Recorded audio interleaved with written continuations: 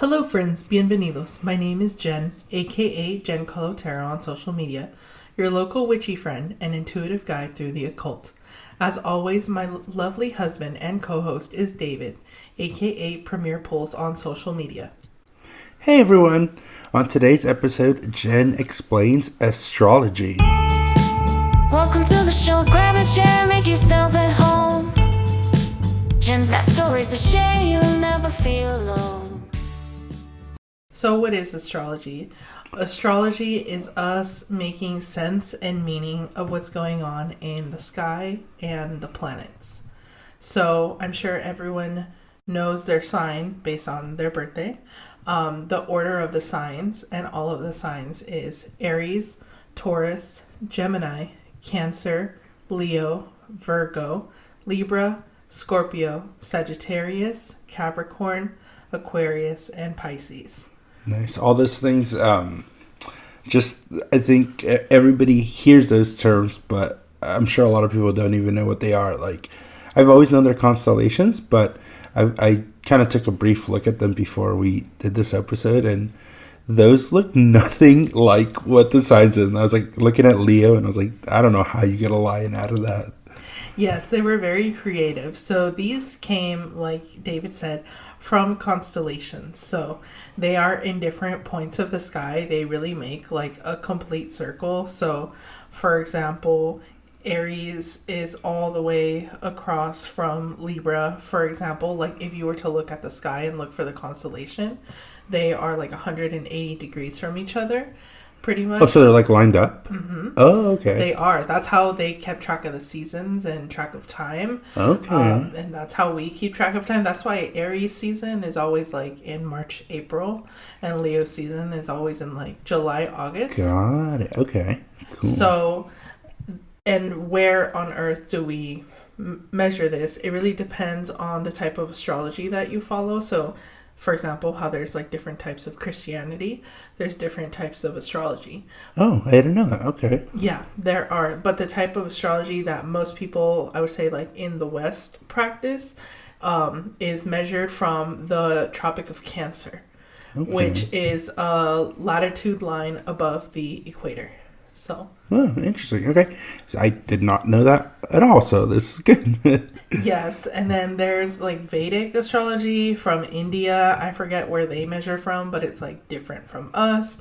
But yes, so we line things up in more like the Western astrology and the astrology I practice from the Tropic of Cancer. And that's when we know like this thing is in Aries, or, you know, the moon is here from that point. Got it. Okay. Now with astrology, I may be getting ahead of myself or being way off topic, but these are your zodiac symbols, correct? Yeah, astrology, zodiac symbols, it's all kind of the same thing. Yeah. Okay. And I know the Chinese calendar follows different zodiac signs for them. Do you know if those are related to the stars? That's more related to the moon, from my understanding. Oh, moon. Okay, interesting. Yeah, that's why Lunar New Year is celebrated.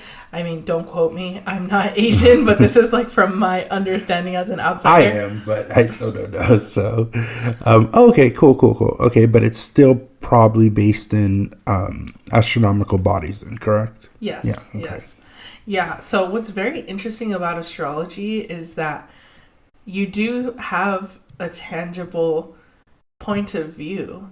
Like, for example, the Great Conjunction, when you knew two planets were going to be next to each other, and then you can look through a telescope and the two planets are where they are. Like, it's really fascinating that you can actually see things happening, but then the meaning and where it's derived from, that's the difference between astronomy, which is literally like the science of where everything is and how it functions, and then astrology, which is how it impacts us humans in our lives. Now, okay, so, you know, I know there's, you mentioned tangibility in this. However, if I'm not mistaken, when the first astrological signs were, I guess, identified, or whenever, you know, it had that correlation to astrology, those aren't the same signs that are present in the night sky today, correct? They've shifted? What do you mean? So when the first signs got established, like Leo, Cancer, Taurus, like wherever the constellations were in the sky at that time when this practice first started, as we stand today, is not where they are in the sky currently. So there's been a shift, right? Probably, but that's where we measure things from the Tropic of Cancer, because the Earth is on an axis and technically like things shift. I think like we've lost like a millisecond or something compared to like years ago. So it's not just based off of like, you know, August 1st is this. That's why some years you'll see people on like, for example, May 31st can be like Taurus, or they could be Gemini, for example. Okay. Like so it's all measured through the angle of the Tropic of Cancer. Got it. So it hasn't shifted too much, but it probably has shifted a little. Okay. I had heard and was under the assumption that it actually had made a pretty significant shift, and like whatever your sign is, you're probably one over. I don't know about if it's left or right, but I think there's like a way to read it. You're probably gonna share that with us, right? I haven't heard about that. Oh, okay. So I can't speak to that, but Yeah. I will look into it now. Okay. I had not heard that. Yeah. So tell us a little bit more about like the signs. Is everybody just like one sign, like forever? No. So that question can go into a multitude of avenues, but I'll just focus on your birth chart. So people think that they're just one sign. So if you're born in August, most likely you're just a Leo.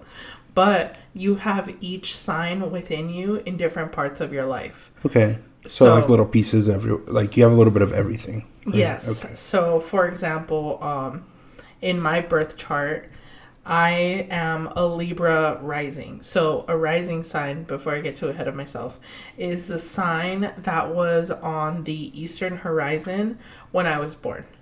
So that is Libra. And your rising sign or your ascendant sign, which are the same thing, determine what starts your natal chart at 9 o'clock. So at the 9 o'clock mark, if you think about a circle, that's like 0 degrees. That's point A. And then you read this chart counterclockwise.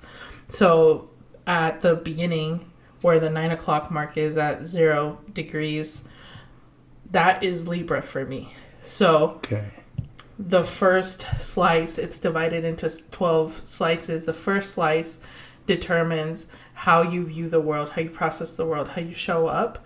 So that's called a house. Like the first slice is a house. Oh, okay. So when they say like your Cancer houses and whatever, that's what that refers to. Yes. Okay. So because Libra was on the eastern horizon, then it's going to follow that pattern. So my first house is in Libra, my second house is in Scorpio, my third house is in Sagittarius. Okay. So how people first like perceive me and how I kind of like make my way through the world and understand the world is through the eyes of a Libra, let's just say.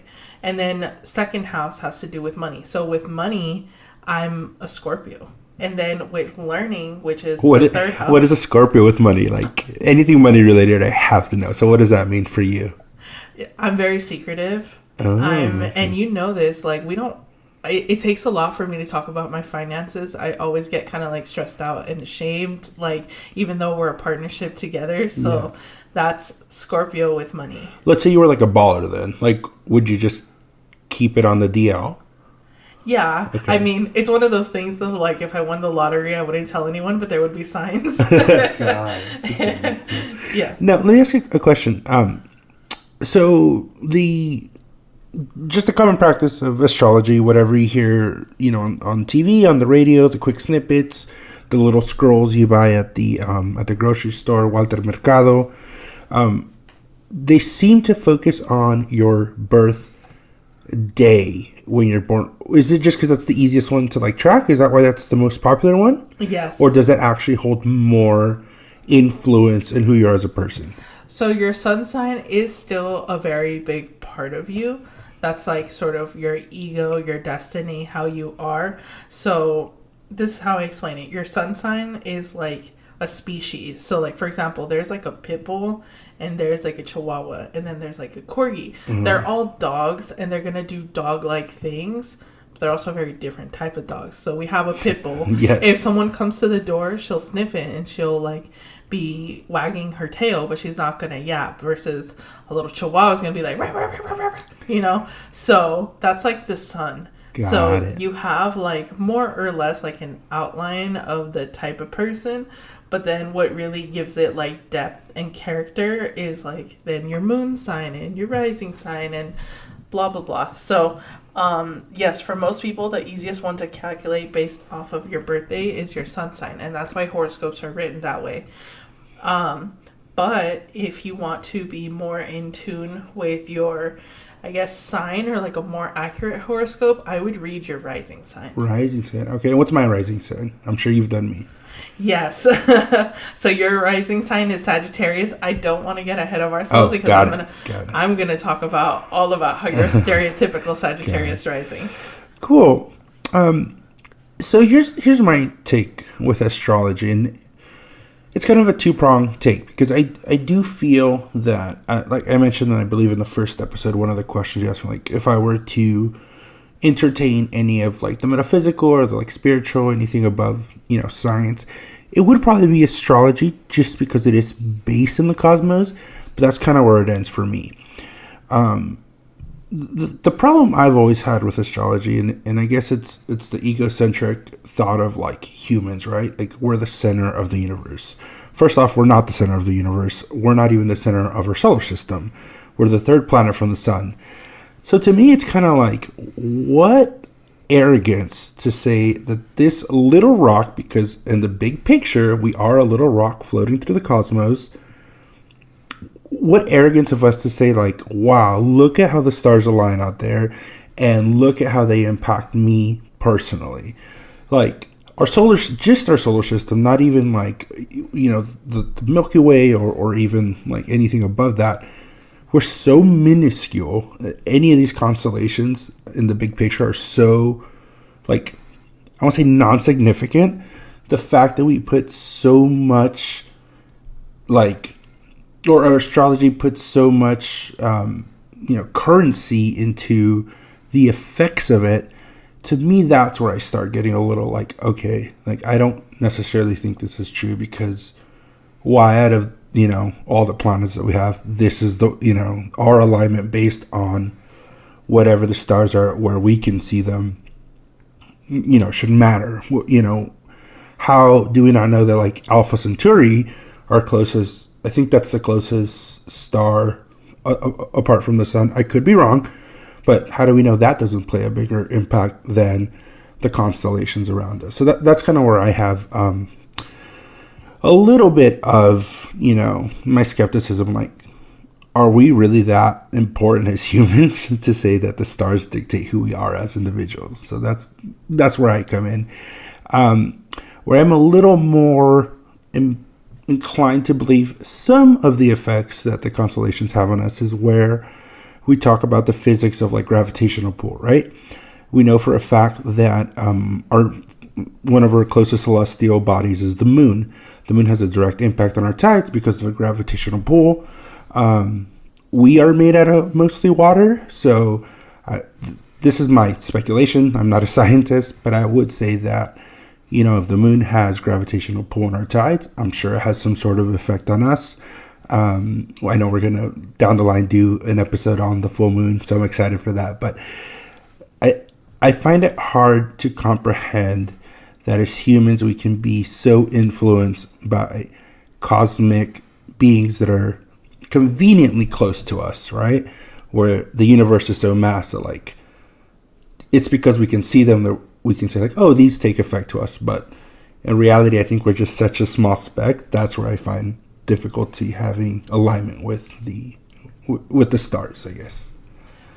For me, it's like, well, yeah, of course we are so small. That's why these things really affect us. Because we can't, it's sort of like, I saw this meme of this guy that was like, it's not masculine to wear sunscreen. And it's like, you think you're going to fight the sun, the literal sun? That's kind of, I feel the opposite of you, where it's like, yeah, well, of course we're feeble and we're going to feel the effects of all of these celestial bodies around us. And of course they're going to affect us. So I don't think that that we're important. I think that they're important. Okay. And they affect us. And it's like, of course, the ones that are closest to us are the ones that we're going to track and that are going to affect us the most. Like, if something is like further out than Pluto, I just don't know if it's going to affect us. We could keep track of it, but I don't know if it's going to affect us. So the furthest thing that we track that affects us in astrology is Pluto. Okay. Which is like not even a planet anymore. Yeah, well, we call it planets, right? Like, we call the sun a planet, we call the moon a planet, and it doesn't necessarily... You mean in astrology terms? Yeah, in astrology. Okay. Yeah. We call it a planet, but it's not... We know it's not a planet.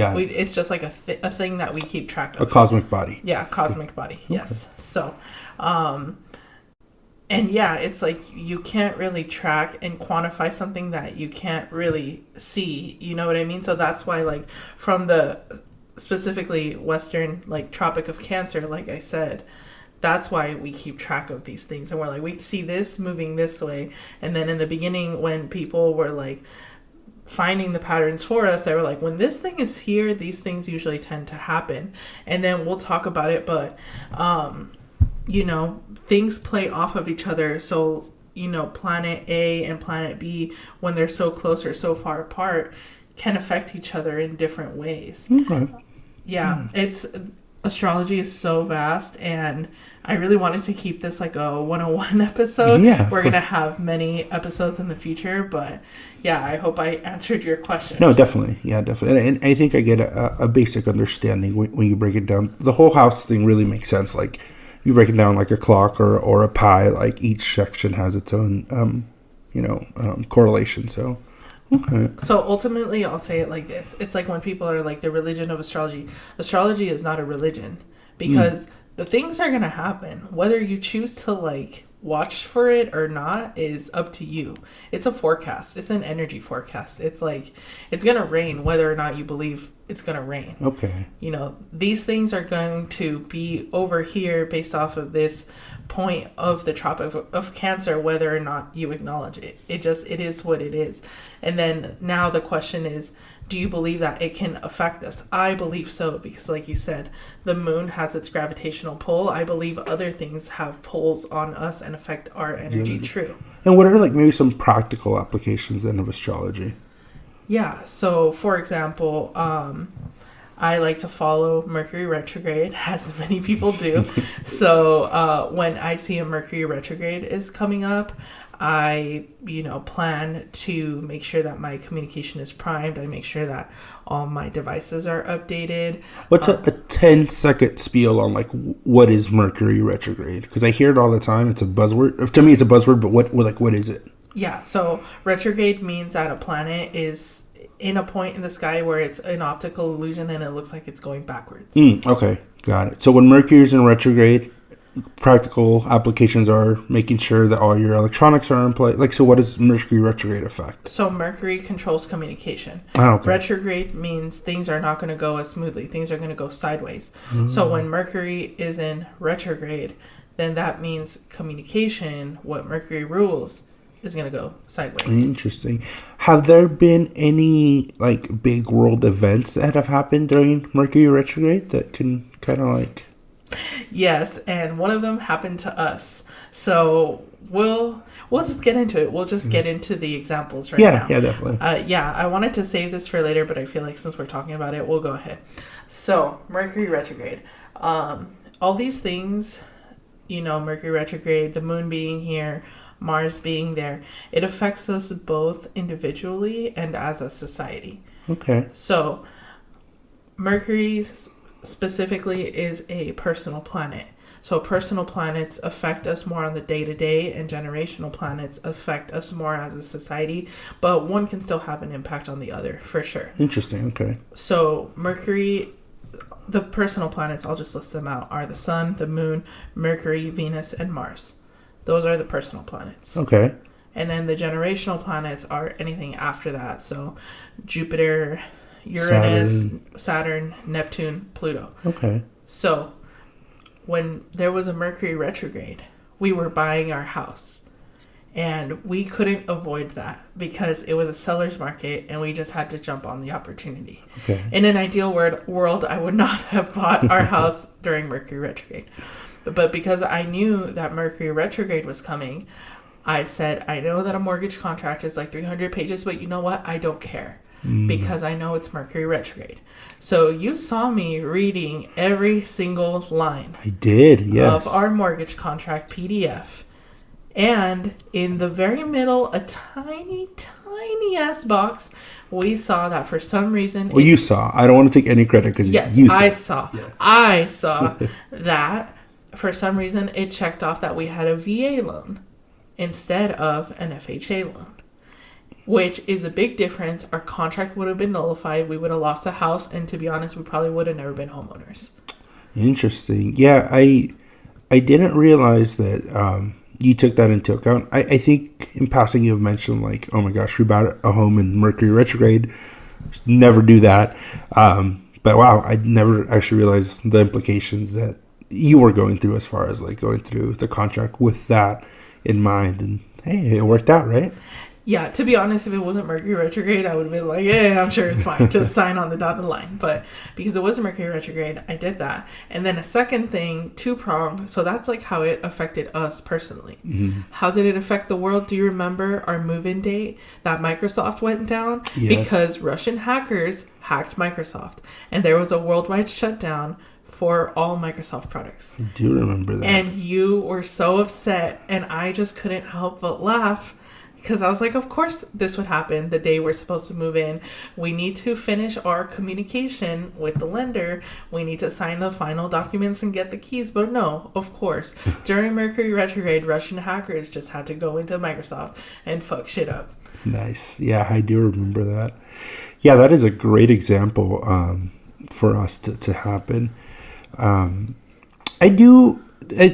We have a basic outline of what we talk about, but one thing that is not in our outline is for you specifically.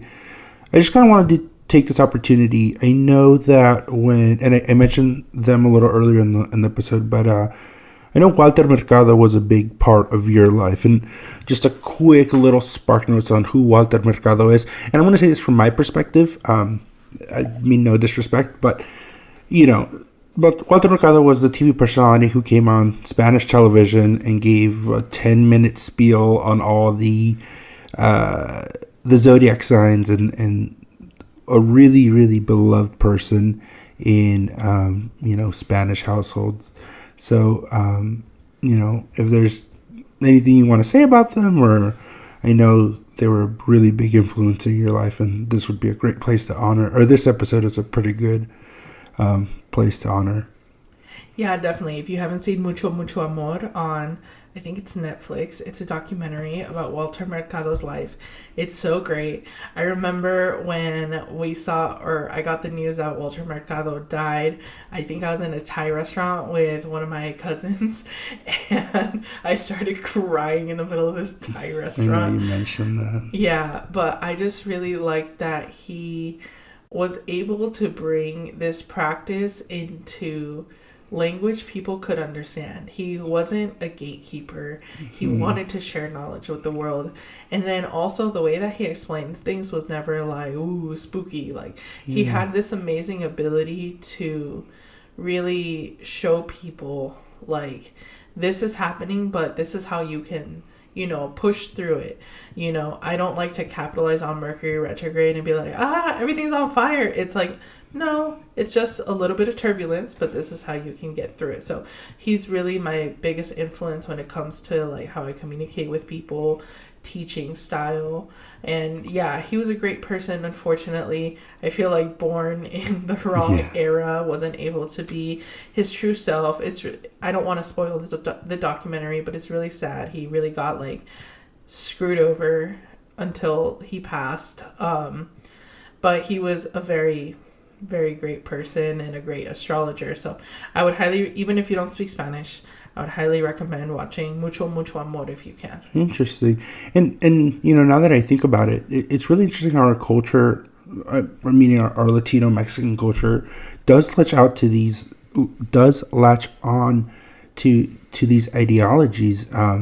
Walter Mercado, I mean, he's an icon to the Latino community, not even necessarily like spiritual people, but just the community. And I remember there was also a very popular show called 12 Corazones, which translates to 12 Hearts. And it was basically, they would get a person of each zodiac sign and have like a dating show. And it was pretty fun and scandalous. But I mean, interesting how that kind of just infiltrates cultures and things like that, huh? Yeah, I find that even like, people that would say they don't partake in like witchcraft and stuff will still know what their zodiac sign is. Yeah, it's very, very common. Again, at least your zodiac sign. Interesting. So, speaking of being egocentrical and kind of going on that, tell me a little bit about my zodiac, profile.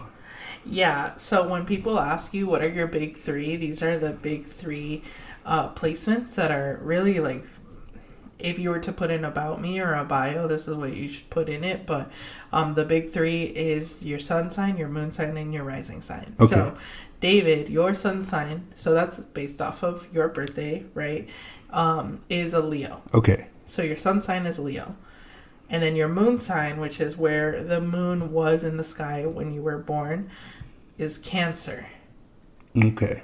And then your rising sign, which is what was the sign on the eastern horizon when you were born, is Sagittarius. And let me tell everybody, Genesis asked me for my birth time so many times. And I was like, I have no idea.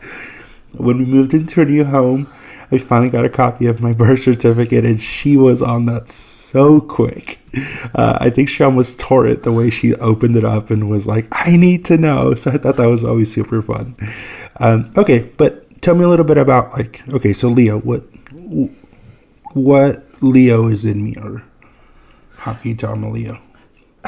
By this question. How can you tell I'm a Leo? Tell me about myself. But yeah, no, Leos are the stereotype. Every sign has a stereotype, but I'll just go into these stereotypes of, David's big three. So the stereotype of a Leo is that they're very, egocentrical, flashy, all about me, but on their good side, they are leaders. They know how to lead people, and they're very caring and they're very loyal. I would say the very caring and very loyal are definitely traits that you have. So that's definitely... I'll take it. I mean, I'm also a Leo, and our dog is also a Leo. We don't know that our dog is a Leo. We know she's a Leo. He chose to christen her as a Leo, but she could be... I don't know. Well, we adopted her in July, and it said she was 2 years and 11 months. So logically, that means she was born in August. And then between a Leo or a Virgo, I think she's a Leo, because anytime anyone comes over, she has to howl and she has to be the center of attention, or else she will combust. If that's not Leo behavior, I don't know what it is. So we have a home full of Leos. We should probably get some new decor around the house. Okay. So, what about my moon sign? So you said I'm a Cancer moon sign? Yes. So moon in Cancer. So the moon controls your emotions. And sometimes also your tie with your mother if you want to get deeper and stuff, but I'll just focus on emotions. So Cancers are very big, teddy bears, Hufflepuff sort of energy, big old babies. Okay. Yeah. So I'll give the example. So earlier today, I was really stressed out, and I eat when I'm stressed out. So I ate my salad, and you were like, oh my goodness, you didn't share your mid salad. I don't care that it was mid, but you didn't share. Oh my goodness. Okay, all I'm saying is when I cook dinner, I always cook for both of us. So if you're going to cook lunch, I would think that you would cook lunch for both of us. Is all I'm saying. Even though it's an experimental mid salad. I mean, that's fine. You should have offered it, so I could have rejected it. The point is you didn't offer it. Whether I ate it or not is beside the point. This is true, and I'm going to take the time to publicly apologize. This is my apology video. But, yeah, so very, very emotional, on the surface with people that, you don't really know or frankly care about. Like, you're not going to let things get to you. But once someone gets close to you, you do very much do have an emotional side. Very family oriented. Those are also qualities of Cancer individuals. Yeah, just a very sweet person underneath the surface. Cool, I'll take it. All right, and then lastly, because I know you're super excited for this, so what is my rising? Yes, so your rising, how you show up in life, how you process information. You're a Sagittarius rising. So the stereotype of Sagittarius, they're the philosophers of the zodiac. They really grab life by the horns. They're spontaneous. They make those lemons into lemonade for every drop that they have. Yeah, very like random, but good random. So you share this aspect with Kim Kardashian and Paris Hilton. Your besties. Yep. So, for example, one day, it was like 4 a.m. I was asleep, and I woke up to David painting a wall. And I was just like, this Sagittarius rising person, oh my goodness. So, yeah, David has had some endeavors. He's been a DJ. He's been a videographer, photographer. Just really done a lot of stuff with his life. And, it just goes through phases. That's great. So Kim Kardashian and Paris Hilton also do very similar things. So, like, for example, Kim Kardashian has a clothing line. She has a skincare. Not a clothing line. She has Skims. That's like... Okay. Put some respect on it. Exactly. Yes. Okay. Well, Kim Kardashian's has Skims, and then she has like Skin or something like that for her skincare line. I can't keep up. And then she has her show. She has a video game. You can buy like emojis of her. Like, there's all. She has videos. I actually think both have videos. Look at it. I've not made that collection. Do you have videos? I don't have videos. No. No videos for me. Okay, so this isn't a Sagittarius rising thing. Okay. Yeah. So, Paris Hilton, perfume line, obviously Hilton Hotels had a reality show. She was a DJ. Like, just really, they make the most out of life. They don't leave an opportunity unattended to. And I mean, I don't equate this to any of my signs, but from my perspective, it's like if I kind of want to try something, like I'll do it. And just my philosophy is like, you get one life, right? So why not try it, or why not go for it? I just have a lot of different interests, and I think there's people out there who like try something and like leave it, or pick up new hobbies and like either get really, really obsessed with it and then just drop it after like a certain amount of time. I don't see myself as that. I see myself as like, I want to have the experience. This isn't something I want to like maybe dedicate my life to. There's some things that I've been into for a lot longer than other things.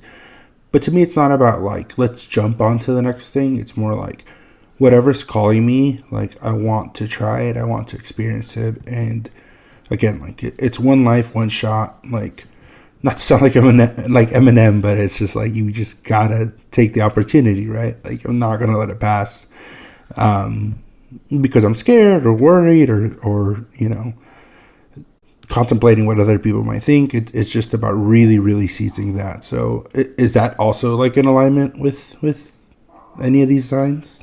Yeah, I was gonna say spoken like a true Sagittarius. Okay, and then as far as us, because I feel like you and I have a really great relationship, a very good marriage. I feel like our communication is fantastic. Are we on compatible signs? Or because I've always heard like two Leos don't go together, but I don't. That can't be true if you and I are holding on tight. Yeah, definitely. So, again, you're more than just your sun sign. So I feel like our moon signs are compatible. You're a Cancer. I'm a Libra. We both want harmony and peace. Your Mercury, if I'm not mistaken, off the top of my head, I think is in Virgo. My Mercury is in Leo. There is a little bit where we have like a little bit of difficulty, just because I'm very like dramatic with my speech and you're very precise with your speech, and sometimes you'll be like, what are you saying? Yeah. And I'm like, you know what I meant, and you're like, no, because you literally said this. So but I feel like, yeah, just because we're two Leos doesn't mean anything. I feel like our moon signs are pretty good. I feel like my rising sign is also Libra and yours is Sagittarius, so I'm very go with the flow with you, because you're like, I don't know, a heat-seeking missile for life. This is probably a bad analogy. I don't know how else to say it. You just like take any opportunity that comes at you, and I'm happy to go for the ride. Like, I'm not gonna stand in your way. Okay, awesome. Well, that flew by a lot faster than I was expecting. I love the conversation. Astrology, I think, is a super fun topic, but it is time for questions. So we did get one on Spotify, and then I think you got a few personal questions. So I'm going to read the one from Spotify, and then I'll let you address that one, and then you can, whatever time allots for the other ones. So Angel on Spotify said, what do you recommend for people who want to be more in tune with their sign, and are there any benefits or drawbacks to this process? Also, you two are awesome. Angel, thank you so much for the support. It really means a lot. So Genesis? Yeah, thank you so much. So people that want to be, I guess, more in tune, again, I would recommend knowing your rising sign. There are so many like calculators out there that can help you find it, or you could DM me and set up an appointment if you want. But I would, if you're gonna like read your horoscope, I would read it through your rising sign. And then, are there any drawbacks? So if you're just reading like your horoscope through your rising sign, it's good, but it's not going to get you all of the answers to your questions. So if you want to know like when is a good time for me to I don't know, like settle down with somebody, I would look at your Venus sign and what's going on there. I feel like if you just limit it to one aspect or one sign, you're really not getting like the full depth of what's going on with you and what opportunities you can take. And then also I would also see like, just because it's in this, reputable magazine, like who is their astrologer? Like, what credentials do they have? If you're going to depend on somebody else. But I know that Aliza Kelly, Annabelle Gatt, I believe, writes for Vice. Aliza Kelly writes for a lot of different people. Just being like, is this just Joe Schmo copying pasting, or is this an actual dedicated astrologer? Okay, awesome. And then I don't have the questions in front of me, but you had some from Gina, our friend over in Minnesota, correct? Yes. So she asked a lot of interesting questions. I'll see if I have time to answer all of them. But one is, how different can someone's astrological profile be compared to someone born on the same day but 15 minutes later, 1 hour later, 12 hours later? Does hemisphere location matter? So yes, even if you're born like a minute apart, if that's like the minute that's gonna shift the rising sign, it can make it pretty different. Most likely that's not gonna happen. Rising signs change like every 2 hours. Planets change more slowly than that. But yes, you can definitely have a different astrological profile compared to someone else born a little bit later. So I was speaking to someone who said, oh, I might be born between 11 and 12, but I'm not too sure, like down to the minute.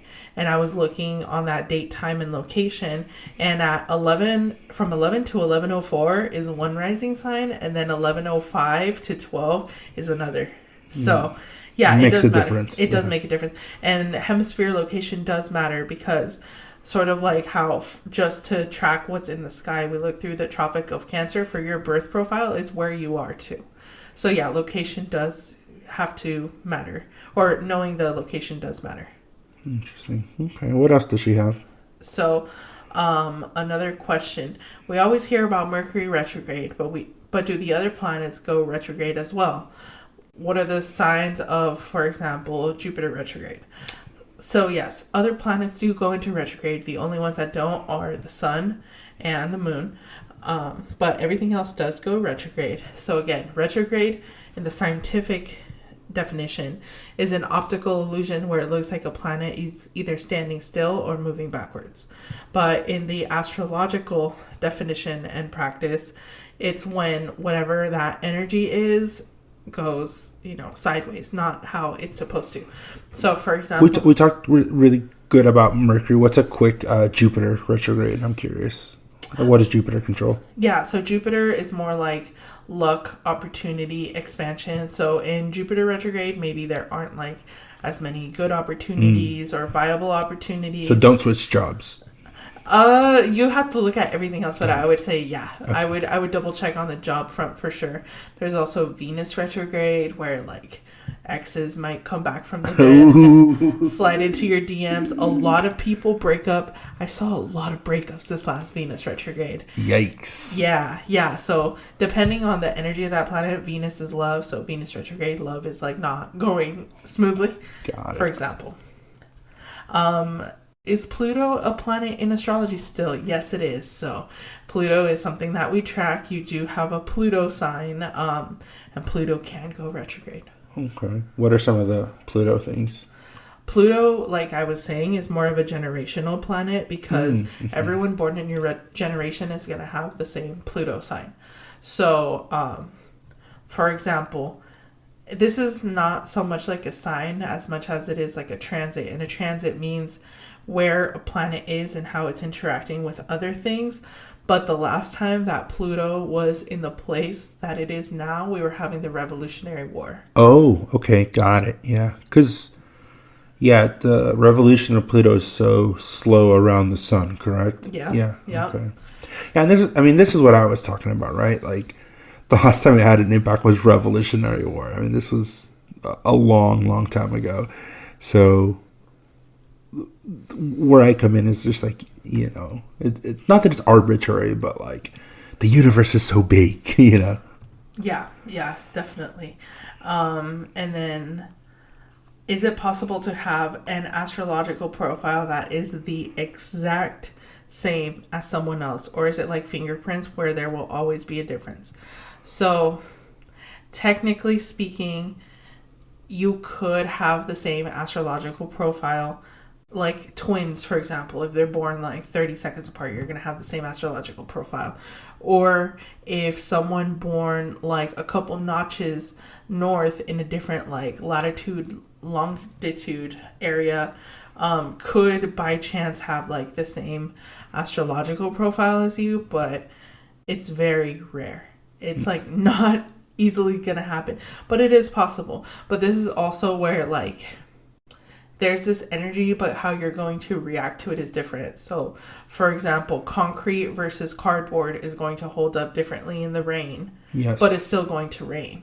So it's like nature, nurture, right? So astrology and your astrological profile, I'm going to say, is very much like the nature, but then your nurture comes into play as well. Got it. Cool. Does she have any other questions? There are a couple of other questions, but I did receive an anonymous question, so I am going to make time for that. So what are the benefits of receiving, an astrologer or astrological counseling? Can't I just plug this into my phone or an app? Like, what's the difference, basically? So, I don't want to say that, like, you have to consult with an astrologer. I'm very much big on like not gatekeeping. Anyone can learn astrology. Anyone could figure this out.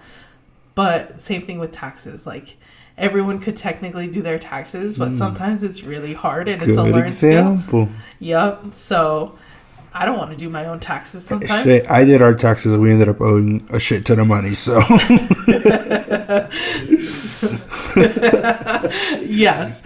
So feel free to plug into a software if you'd like, but sometimes you have specific questions about what's going on in your life. Like, when should I start my new business? Just looking at a software can't necessarily answer that. Yeah, so that's a good question. Yeah, it gives it a little more of a personal touch. So we are wrapping down. Little housekeeping here. Next week, make sure to submit your questions. I am very excited for next week's topic. It is going to be on crystals. So you want to tell the listeners how to submit questions and then kind of give your socials? Yeah, so you can submit questions through Spotify. They have like a submission feature, or you can, I'm going to post a post that's going to say like submit questions on this, and then you can comment under that. If you would rather remain anonymous, you can DM me. If for some reason you don't have social media at all, you can also email me. My email is tarotwithgenesis@gmail.com. And again, my socials, my Instagram is Jen Kahlo Tarot, GenKahlottarot on Instagram. Awesome. Well, thank you so much, everyone. Blessed be, and signing off.